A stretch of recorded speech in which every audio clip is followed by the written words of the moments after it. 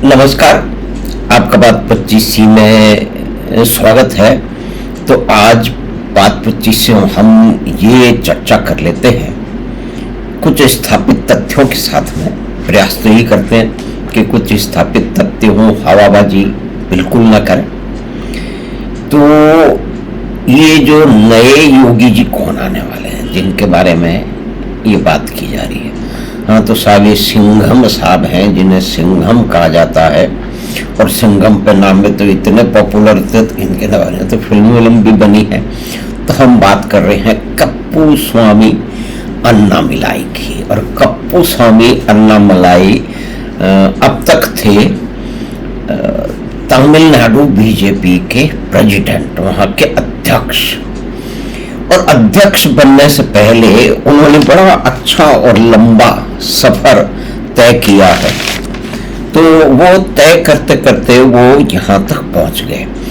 यानी कि 2007 में उन्होंने मैकेनिकल इंजीनियरिंग किया और उसके बाद के अंदर फिर 2010 में उन्होंने IIM लखनऊ से MBA किया। फिर बाद में चले गए ये के अन्नामलाई, जिनका शॉर्ट नाम है, वो सिविल सर्विसेज में। और उन्होंने खुद अपनी तरफ से चुना कि IPS यानी कि पुलिस की सर्विस करेंगे, पुलिस ऑफिसर बनेंगे। तो पुलिस ऑफिसर बने और उसके बाद में जो उन्होंने काम किया, ये कर्नाटक कैडर में रहे और काम किया उडुपी में, चिकमंगलुरु में और बेंगलोर में। और वहाँ पे गुंडे बदमाशों को बहुत अच्छी तबीयत से इन्होंने अपनी सूझबूझ से, अपनी शक्ति से, अपने नियम कायदों की समझ से अच्छी तरह से उनको ठंडा कर दिया।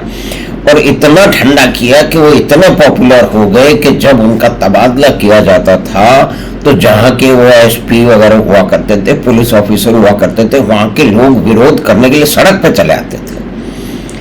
और फिर ये सब होते होते उन्होंने 2019 तक IPS रहे, यानी करीब 8 साल। और उसके बाद में अब इनकी इस तरह के जो लोग होते हैं, उनकी बड़े नेताओं से तो मुलाकात होती ही है विभिन्न तरीके से। तो इनकी मुलाकात हो गई मोदी जी से और मोटा भाई से।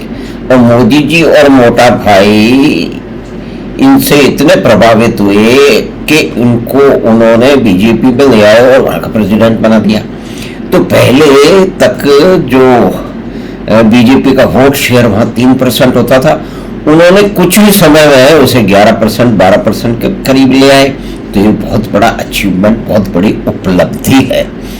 तो इस उपलब्धि के चलते जो पीछे से जो जातिवादी और जो मुख्य रूप से नॉर्थ साउथ डिवाइड के ऊपर आधारित और उत्तर भारतीयों को गाली देने की जो और ब्राह्मणों को गाली देने का के जो पेरियार के समय से जो राजनीति चल रही है, उसके कारण वो खुद जीत नहीं पाए। और इसका कारण ये भी बताया जा रहा है कि जो AIADMK है, उसके साथ उसके जो नेता है पलानीस्वामी, उनके साथ इनका 36 का आंकड़ा ही हो गया। क्योंकि ये सीधी सीधी खुली खुली बात करने के लिए जो है वो जाने जाते हैं। और उन्होंने 234 जो विधानसभा थी, वहाँ भी उन्होंने बड़ा जबरदस्त दौरा किया। कोई 1770 किलोमीटर की यात्रा की, पद यात्रा थी अधिकतर इसके अंदर। और वो कहीं पे होटलों पर नहीं ठहरे, हमेशा बताते हैं कि किसी परिवार के यहाँ ठहरते थे और वहाँ से लोगों से अपना तारतम्य और बातचीत उठाते थे। और तो बहुत ही अधिक लोग उनसे प्रभावित हुए। जो लोग कभी सोच नहीं पाते थे कि वो बीजेपी को वोट देंगे, किसी सेंटर की से संबंधित पार्टी को वोट देंगे, उन्होंने वोट दिया और इस तरह से वोट शेयर ऊपर चला गया। लेकिन इनके जो चुनाव हारने के कारण के अंदर अगर देखा जाए तो ये बताते हैं कि वहाँ टैक्टिकल वोटिंग हुई।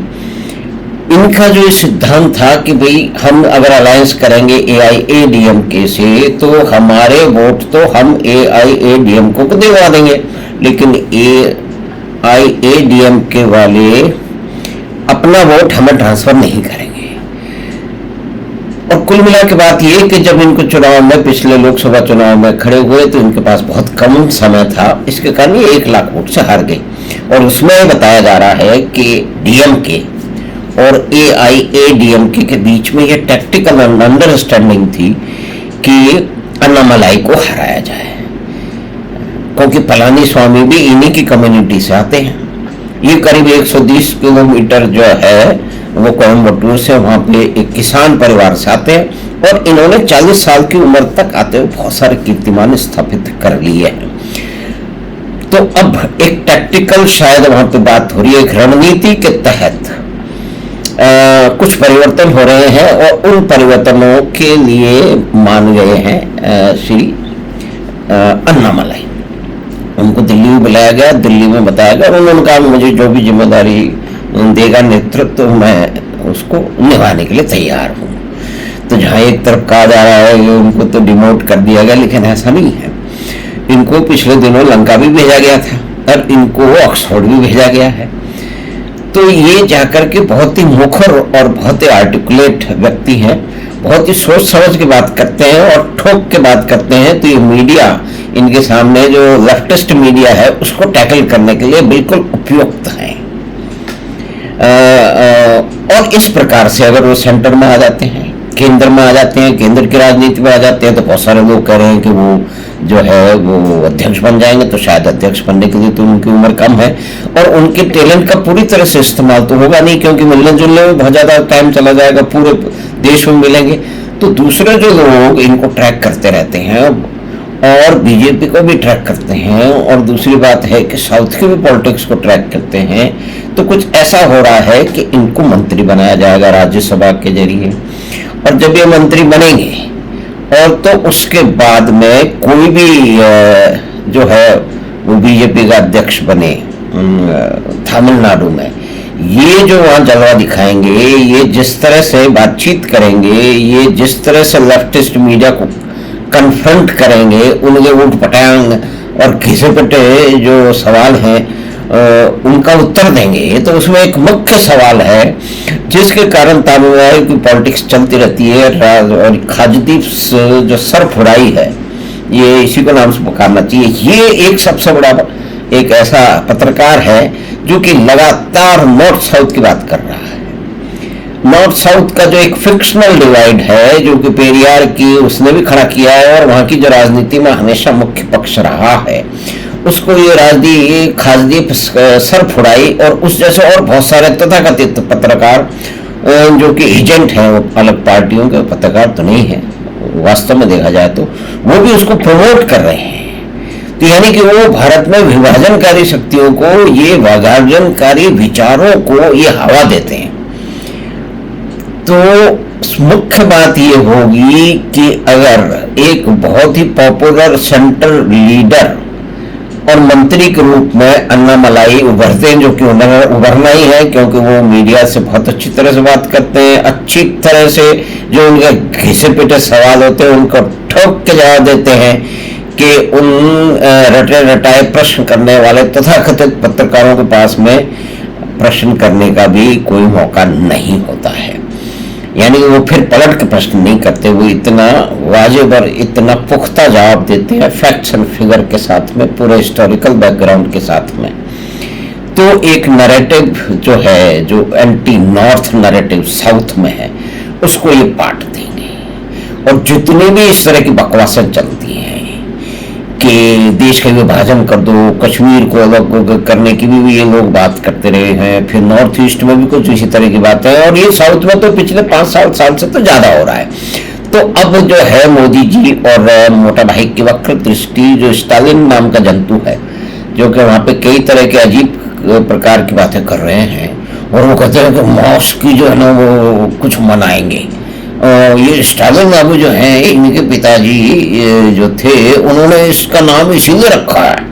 ये देखिए, ज्यादातर इस भारत में राजनीति में जो है ना वामपंथी विचारों के लोग घुसे पड़े हैं, और उन्होंने कई तरह का कबाड़ा किया है, जो कि एंटी नॉर्थ है, एंटी नेशनल है, एंटी हिंदू है, और बहुत कुछ एंटी सनातन है, क्योंकि उनका मुख्य धरातल वही है।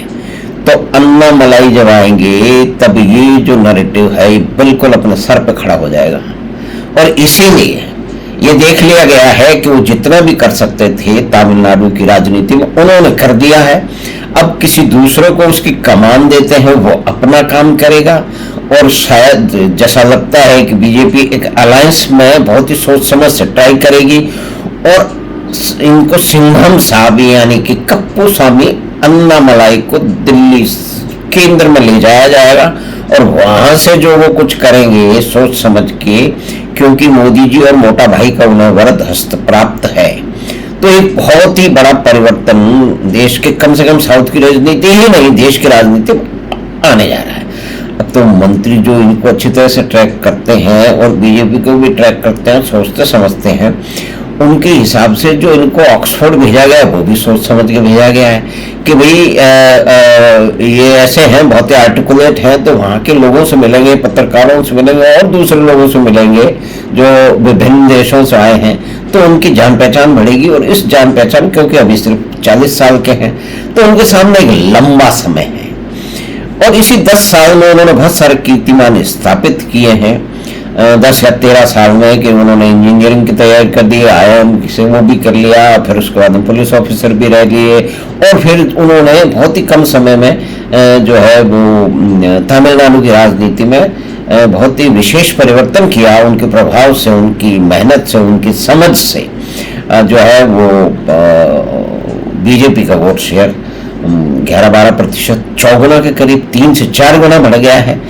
तो अभी उनकी जो यूटिलिटी है वहाँ थोड़ी कम हो गई है, अलायंस की तरफ जा रहे हैं, तो इनको दिल्ली लाया जा रहा है।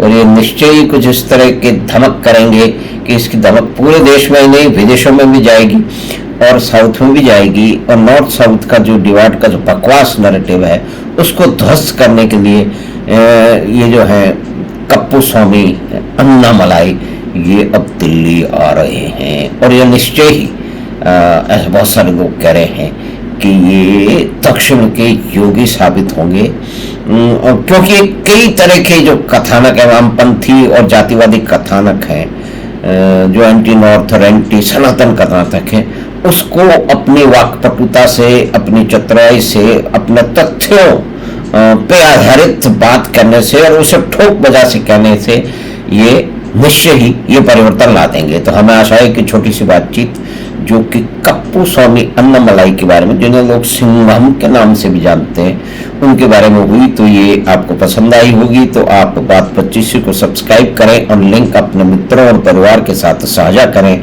हम आप फिर से मिलेंगे बात 25 की अगली बात में। धन्यवाद, नमस्कार।